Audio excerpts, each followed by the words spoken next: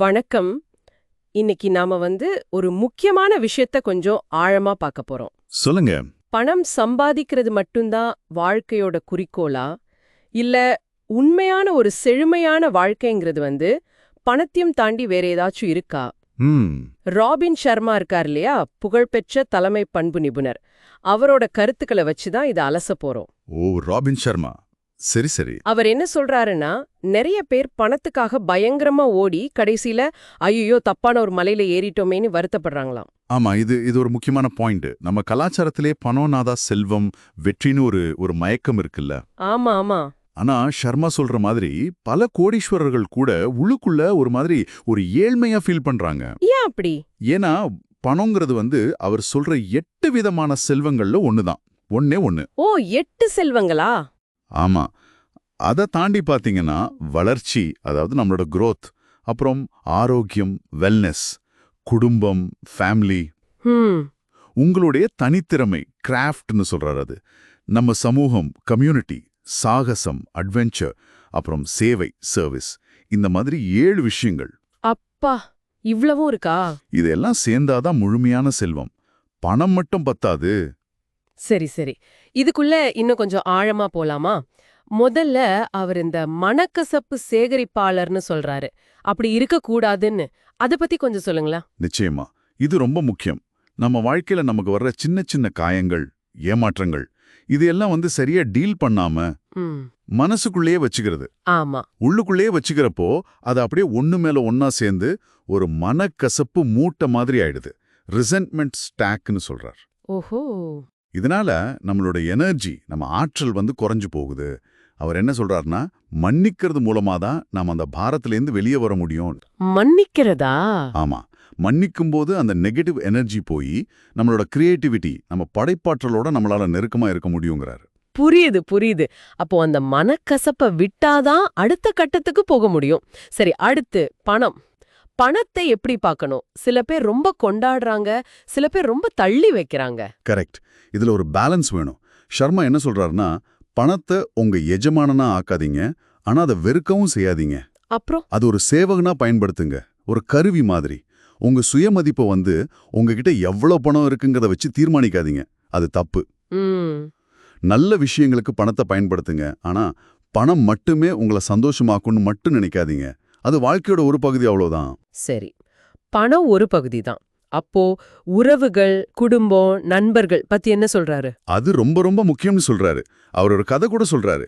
கோடிக்கணக்கில் பணம் இருக்கு, ஆனா அதை பகிர்ந்துக்கவோ கொண்டாடவோ கூட ஆள் இல்லாம தனிமையில வாழ்ற ஒருத்தரை பத்தி. ஆடப்பாவமே. ஆமா, குடும்ப உறவுகள் ரொம்ப முக்கியம். அதே மாதிரி நண்பர்கள் விஷயத்திலையும் 1000 ஃபேஸ்புக் நண்பர்கள் முக்கியம் இல்ல. அப்போ உங்களை நீங்களா ஏத்துக்கிற, உங்க கஷ்டத்துல உங்க கூட நிக்கிற ஒரு 3 நல்ல நண்பர்கள், 3 கிரேட் ஃப்ரெண்ட்ஸ் இருந்தா போதும்னு சொல்றாரு. 3 பேரா? ஆமா, அந்த ஆழமான உறவு தான் உண்மையான செல்வம். பணத்தால வாங்க முடியாத செல்வம் அது. Correct correct. சரி, இப்போ இங்கதான் விஷயம் எனக்கு கொஞ்சம் இன்ட்ரெஸ்டிங்கா போகுது. நம்ம லட்சியம், ஆம்பிஷன். ஆமா. நிறைய பேர் வெறும் புகழுக்காக, பணத்துக்காக, கைத்தட்டலுக்காக, எஃப்எஃப்ஏன்னு சொல்றாரே அதுக்காக ஓடுறாங்க. ஆனா ஷர்மா சொல்ற அந்த சேவை மனப்பான்மை லட்சியம், அது எப்படி? உங்க லட்சியத்தோட நோக்கம் என்னன்னு உங்களை நீங்களே கேட்டுக்கணும். அது உண்மையிலேயே உங்க உள்ள இருந்து வருதா, இல்ல அடுத்தவங்க என்ன சொல்லுவாங்க, அவங்க பாராட்டுவாங்களாங்கிறதுக்காக வருதான்னு பார்க்கணும். உங்க வேலைய வெறும் சம்பாதிக்கிற வழியா பார்க்காம, உங்க தனித்திறமையோட வெளிப்பாடா ஒரு கைவினை கலையா, அதாவது கிராஃப்டா பாருங்க. கைவினை கலையா? ஆமா, அதுல ஒரு தலை சிறந்த படைப்பை, ஒரு மாஸ்டர் ஒர்க்கா உருவாக்கணும்னு நினைக்கணும். அப்படி சேவ மனப்பான்மையோட நீங்க செஞ்சீங்கன்னா அதுதான் உண்மையான நிறைவை தரும். நிறைய சின்ன சின்ன விஷயங்கள் பண்றதை விட ஒரு முக்கியமான அர்த்தமுள்ள விஷயத்துல கவனம் செலுத்துறது பெட்டர். இது நல்லா இருக்கு. ஆனா நிறைய பேருக்கு எதையாவது ஆரம்பிக்கவே பயமா இருக்குமே. தோத்துடுவோமோ, மத்தவங்க என்ன சொல்வாங்களோன்னு ஒரு பயம். ஆமா, பயம் இருக்கும், அது இயற்கை. ஆனா எப்படி ஒரு பெரிய விஷயத்த சாதிக்கிறது? முதலடியே எடுத்து வைக்கிறது மூலமாதான். சின்னதா ஆரம்பிக்கணுமா? ஆமா, சின்னதா ஆரம்பிக்க சொல்றார். முதல் பக்கத்தை எழுதுங்க, முதல் தடவை வாக்கிங் போங்க, சின்னதா ஆரம்பிங்க. அப்புறம் அவர் எம்விபின்னு ஒரு டெக்னிக் சொல்றார். MVP அது என்ன? Meditation, visualisation, prayer. தியானம், மனசுல காட்சிப்படுத்துறது, பிரார்த்தனை. இந்த 3ம் பயத்தை குறைக்க ஹெல்ப் பண்ணும், மனசு திடப்படுத்தும். ஓ. கூடவே இன்னொரு முக்கியமான விஷயம், உங்களை சுத்தி இருக்கிற நெகட்டிவ் ஆட்கள், அதாவது டாக்ஸிக் பீப்புள், அவங்கள விட்டு விலகி இருக்கணும். ஏன்னா நம்ம சமூகம் நம்மள உருவாக்கும். சரி சரி. அப்போ இவ்வளவு விஷயங்களையும் வச்சு பார்க்கும் பொழுது நம்ம கேட்டுட்டு இருக்கிற நீங்க எடுத்துக்க வேண்டிய முக்கியமான ஒரு கருத்து, ஒரு மையமான செய்தி என்ன? பணம் மட்டுமே வாழ்க்கை இல்லைங்கிற தெளிவு தான். அது ரொம்ப முக்கியம். அந்த 8 செல்வங்களையும் வளர்ச்சி, ஆரோக்கியம், குடும்பம், உங்க திறமை, சமூகம், சாகசம், சேவை, அதுக்கப்புறம் பணம், இது எல்லாத்தையும் ஒரு பேலன்ஸோட வளர்த்துக்க முயற்சி பண்ணணும். அதுதான் உண்மையான செழுமை.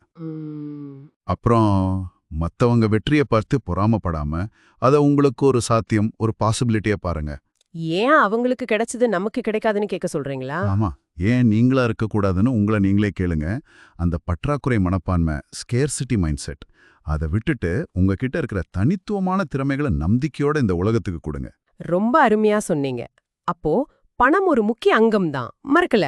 ஆனா அது மட்டுமே முழுமையான சித்திரம் இல்ல. கரெக்ட். வளர்ச்சி, ஆரோக்கியம், உறவுகள், நம்ம திறமை, சமூகம், சேவைன்னு பல விஷயங்கள கவனம் செலுத்தினாதான் வாழ்க்கை முழுமையடையும் போல. மிகச்சரி. உங்க வாழ்க்கையை மத்தவங்க வாழ்க்கையோட தயவு செஞ்சு ஒப்பிடாதீங்க. அப்புறம் இந்த பீனம்னு ஒன்னு சொல்றாரே, பீனம் மீடியா, அதாவது உங்க பெற்றோர், நீங்க வளர்ந்த சூழல், உங்க தேசம், உங்க நட்பு வட்டாரம், மீடியா, இதுங்களோட தாக்கம் நம்ம மேல இருக்கும். அதுலேருந்து கொஞ்சம் விடுபட்டு நீங்க உண்மையிலே யாரு, உங்களுக்கு என்ன முக்கியம்னு சிந்திச்சு உங்களுக்கான பாதையை நீங்களே உருவாக்குங்க. ரொம்ப நல்ல தெளிவு.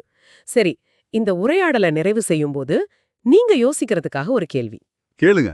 ராபின் சர்மா சொன்ன அந்த 8 செல்வங்கள்ல பணத்தை தவிர மீதி 7ல நீங்க எதை இன்னும் அதிகமா உங்க வாழ்க்கையில வளர்த்துக்க ஆசைப்படுறீங்க? அத நோக்கி இன்னைக்கு நீங்க எடுத்து வைக்க போற ஒரு சின்ன முதல் அடி அது என்னவா இருக்கும்? கொஞ்சம் யோசிச்சு பாருங்க.